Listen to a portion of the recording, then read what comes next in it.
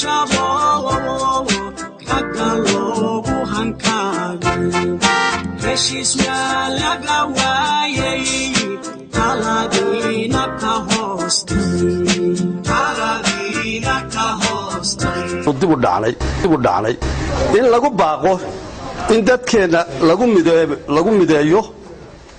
uu ku midoobo qadiyad guud oo ku wajahan siyaasadda Soomaaliland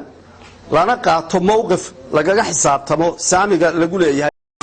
gurigoodu ma sheexo waxaabeen lacantuugo hanti bay wadankii hadiya jeer ku gadan baan salaamayaa marka u horeysa waxaan raacsanahay inaynu dayaca ka baxno inaynu siyaasadda maanta Soomaaliland qaybta aynu leenahay ka qaadano inagoo midaysan oo aynu gobolka haddii aynu doorasho galno oo la tartano ummadda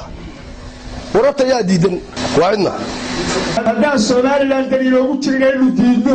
oo hadday danteenu ku xiran tahay aanu go'aan qaadano inuu iskaga celino oo kale looga baahayo waa qaawgan ay saaran yihiin baynu keenay siyaasadoodii iyo dhaqaalahoodii iyo waxqabadkoodii intiiba way dambeeyaan waxa weeye goobtaan waxay weeyeen ka fikiraa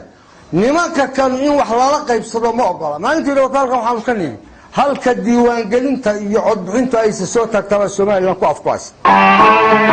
wax ku qaata weeye bal qiyaasan nimanka